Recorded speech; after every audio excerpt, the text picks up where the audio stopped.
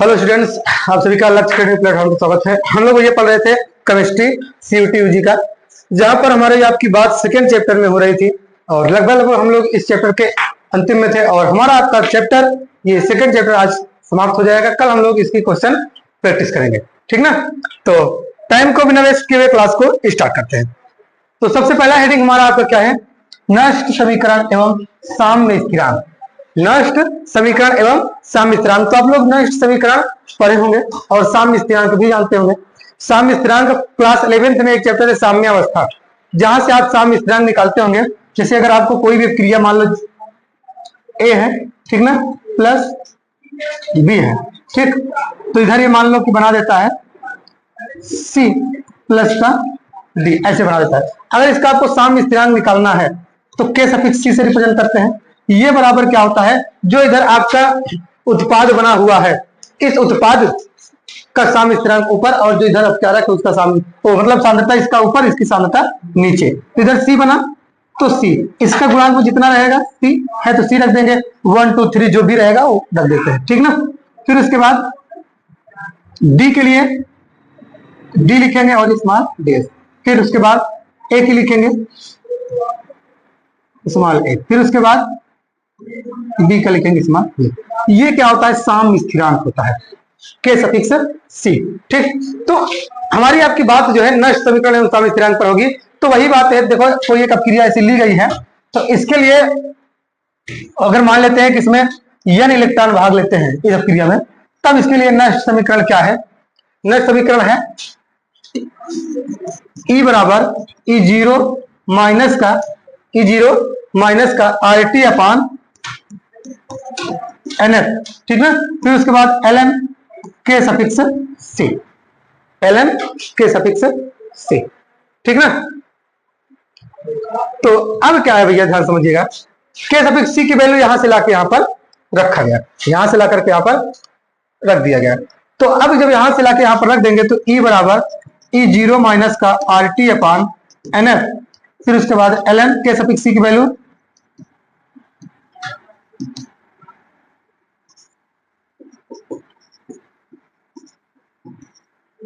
ये, ठीक। अब यहां पर माइनस है, जब इसको अगर हम पलट दें तो क्या हो जाएगा? प्लस हो जाएगा, ठीक। तो E बराबर E0 माइनस का RT अपान NF प्लस का ln C D और पूरे का मान A और B, ठीक ना। तो ये क्या है भैया? इसका साम्य स्थिरांक के पद में या साम्य स्थिरांक के रूप में नष्ट समीकरण। और एक नष्ट समीकरण आप लोग पढ़े रहे होंगे, नष्ट समीकरण। नष्ट समीकरण क्या होता है? E बराबर E0 माइनस का 2.303 RT अपान का है ना, इंटू लाग है क्या चीज, हाँ, लाग बेस 10 और फिर उसके बाद 1 अपान m, फिर उसके बाद m की पावर n प्लस माइनस, ठीक ना। क्या हुआ?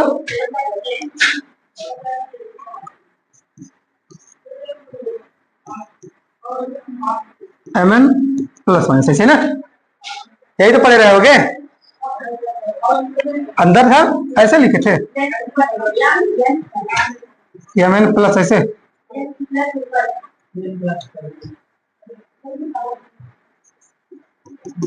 ऐसे। चलो फिलहाल ऐसा कुछ आप लोग पढ़े रहे होंगे, ठीक। तो अब ये भी एक समीकरण है इसका, और इसमें कौन सा टर्म क्या है, ये चीज आप लोग ध्यान दीजिएगा।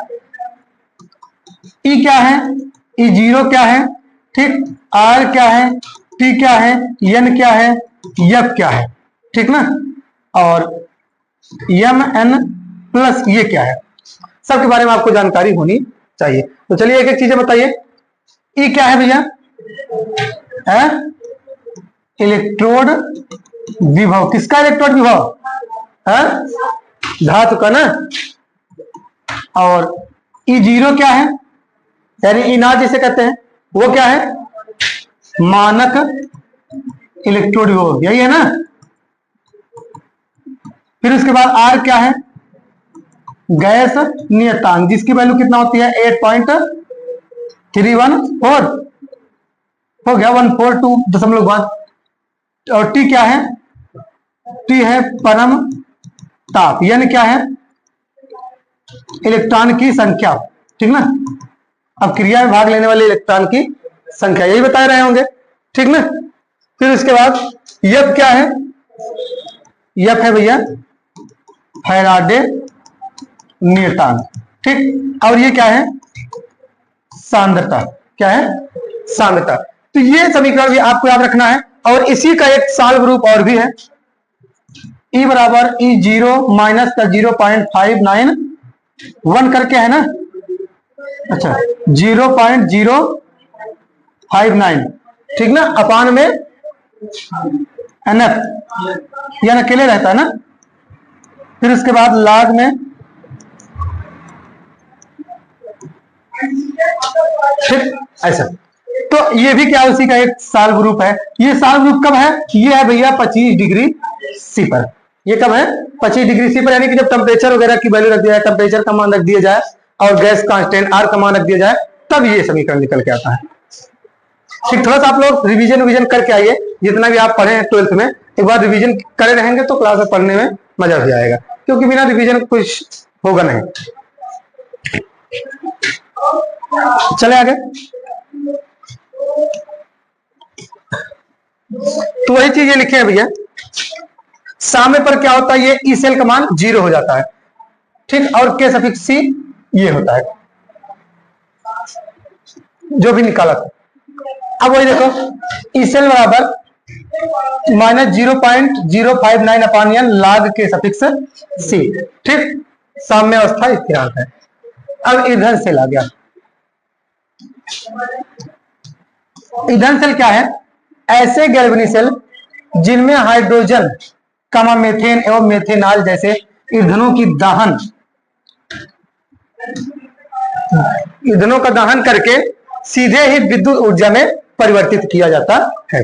यानी कि भैया इसमें क्या होता है कि जैसे ये ऐसे सेल हैं, इसमें क्या होता है, जैसे हाइड्रोजन हो गया, मेथेन हो गया, मेथेनॉल हो गया, इन सभी चीजों का ईंधनों के रूप में क्या करते हैं, दहन करते हैं और दहन करके सीधे ही विद्युत ऊर्जा में परिवर्तित कर देते हैं, ठीक। फिर ईंधन सेल उसे हम कहते हैं, उसे क्या बोलेंगे, ईंधन सेल।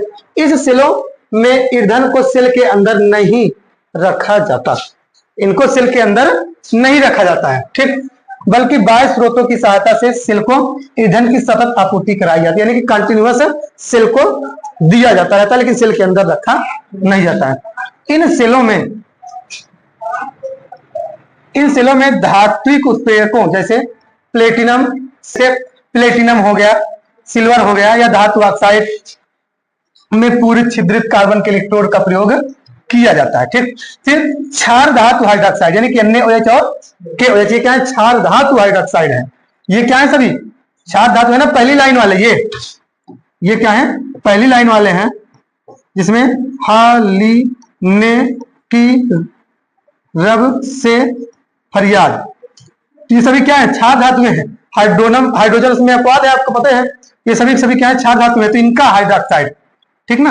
तो क्षार धातु हाइड्रोक्साइड का जलीय विलयन विद्युत अपघट्य का कार्य करता है। ये क्या करता है भैया, विद्युत अपघट्य का कार्य करता है। बात समझ में आई। फिर उसके बाद देखिए, जब तक ईंधन की आपूर्ति होती रहती है सेल कार्य करती रहती है, यानी कि जब तक विद्युत अपघट्य मिलता रहेगा तब तक सेल कार्य करता रहेगा। फिर उसमें संयंत्रों की तुलना में, यानी कि जिनकी दक्षता क्या होती है 40% होती है, ईंधन सेल 70% दक्षता के साथ विद्युत उत्पन्न करती है। जो ईंधन सेल है भैया, ये क्या करता है, 70% दक्षता के साथ विद्युत उत्पन्न करता है।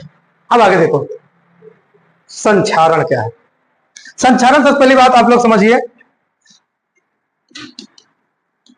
संचारण में क्या होता है, इसमें कोई धातु जो है, अगर इसे वायु या नमी की उपस्थिति में रख देते हैं, ठीक, कोई भी धातु है, ठीक, अगर उस धातु को हम वायु या नमी की उपस्थिति में रखते हैं तो वो क्या करती है, ऑक्सीकरण की क्रिया करती है। किससे, ऑक्सीजन से योग करके ऑक्सीकरण की क्रिया करेगी, जिससे क्या करेगी वो, या तो परत के रूप में छूटने लगेगी या तो उस पर काले रंग की परत जम जाएगी, काले रंग की परत जम जाएगी। इसी क्रिया को क्या बोलते हैं, संक्षारण बोलते हैं। क्या बोलते हैं भैया, संक्षारण बोलते हैं। बात समझ में आई। संक्षारण क्रिया क्या है, कोई धातु है उसे वायु या नमी की उपस्थिति में खुला छोड़ दिए तो ऑक्सीकरण क्रिया यानी कि ऑक्सीजन से संयोग कर लेगी, तो क्या करेगी, वो परत के रूप में छूटने लगेगी या काले रंग की उस पर परत चढ़ जाएगी, जिसे हम लोग संक्षारण कहते हैं। दैट्स एग्जांपल, जैसे लोहा है हम लोग खुले स्थान में छोड़ देते हैं, जैसे अब आप लोग 12th पास कर गए तो धीरे धीरे साइकिल चलाने की आदत आप लोग की छूटेगी, आप लोग बाइक वगैरह चलाना शुरू कर दोगे, लड़कियां स्कूटी चलाना शुरू कर देंगी, तो पता लगा साइकिल पड़ी है कोने में कहीं, जो है बारिश हो रही है या कुछ भी हो रहा है, उसमें मोर्चा लग रहा है, मोर्चा लगेगा धीरे धीरे और वो धीरे धीरे परत के रूप में छूटने लगेगा, यही क्रिया संक्षारण है, समझे। या काले रंग की परत कहां जमती है, जैसे चांदी का पायल वगैरह जैसे महिलाएं पहनती हैं, आप लोग देखते हैं कि जब कभी जैसे कहीं निमंत्रण जाना है तो बढ़िया उतारेंगे उसको, बड़ा सूरज साबुन लगा के रगड़ के छुलाना शुरू कर देंगे। तो जब ऐसा साबुन लगा करके या शैम्पू लगा करके ब्रश से रगड़ती है तो एकदम पहले जैसी चमक आ जाती है चांदी में, तो पहले जैसी चमक क्यों आ जाती है, उस पर क्या होती है, काले रंग की परत जमी होती है, यानी कि उसका संक्षारण हुआ रहता है, ठीक ना। या पीतल का बर्तन देखे होंगे, जो शादी विवाह में तिलक उलक में देखो चढ़ता है फल, पीतल की परात आती है इतनी बड़ी बड़ी, या पीतल का खिचड़ी चुड़ी खाते हैं तो लोटा मिलता है, थाली मिलती है, ऐसा कुछ भी बर्तन, तो उसमें क्या होता है, हल्का काई जैसा जम जाता है, अगर लंबे समय तक नहीं यूज करो तो उस पर काई जैसा जम जाता है, वो भी लगभग डार्क हरा होगा या लगभग काला जैसा होगा वो भी, ठीक। तो यह क्रिया क्या है, संक्षारण है। बात समझ में आई। अब देखो ये क्या कह रहे हैं भाई साहब, ये भी वही कह रहे हैं कि नमी या वायु के संपर्क में आने पर सतह की धातु का क्षरण संक्षारण कहलाता है, ठीक। नमी या वायु के संपर्क में आने पर जो भी धातु है उसकी सतह का क्या होता है, संक्षारण हो जाता है, यानी कि धीरे धीरे बेकार होने लगती है, उसे क्या बोलते हैं, संक्षारण कहते हैं। यह एक ऑक्सीकरण प्रक्रम है, वही बताया ऑक्सीकरण क्रिया होगी। फिर उसके बाद लोहे पर जंग लगना, चांदी का बदरंग होना, वही समझे ना, काली हो जाएगी चांदी। तांबे तथा कांसे पर हरी परत का निर्माण, वही बात, आदि संक्षारण के उदाहरण है। संक्षारण से मकानों, कवा, पुलों, जहाजों तथा लोहे से बनी कई अनेक वस्तुओं की अधिक जो है क्षति होती है, जिनके ऊपर प्रतिवर्ष करोड़ों रुपए खर्च करने पड़ते हैं। जैसे जो भी पुल वगैरह बने हैं, जहाज बने हैं, ये सभी क्या है, संक्षारण क्रिया कर लेंगे और जिससे क्या होगा, लोह पर जंग लग जाएगा और जंग लगने से इनका क्षरण हो जाएगा और फिर धीरे धीरे क्या होगी, इन उपकरणों में जो है दुर्बलता आने लगेगी, जिसके ऊपर क्या करती है सरकार, बहुत ज्यादा खर्च करती है। ये तो बात सरकार के लिए हमारे आपके घरों में ही है, बहुत सारे हमारे आपके उपकरण होते हैं, अगर पैसे वायु में खुला छोड़ दिए हम लोग तो क्या होती है, जंग लग जाता है, तो उसको हम लोग क्या करते हैं, उसको सुधारने की कोशिश करते हैं, यानी कि संक्षारण से बचाने की कोशिश करते हैं। संक्षारण से बचाने के उपाय कई सारे हैं, ठीक ना, अभी बताएंगे आपको। तो अभी आगे क्या करें समझिएगा। लोहे का संक्षारण जंग लगना कहलाता है, ठीक। रासायनिक रूप से फेरिक ऑक्साइड का जल योजित यानी कि Fe2O4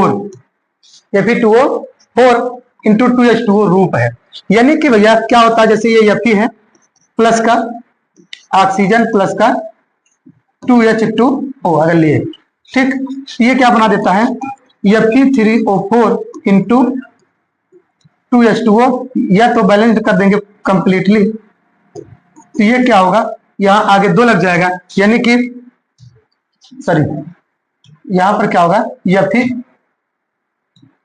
Fe2O4, ठीक ना, ये 4 Fe हो जाएगा।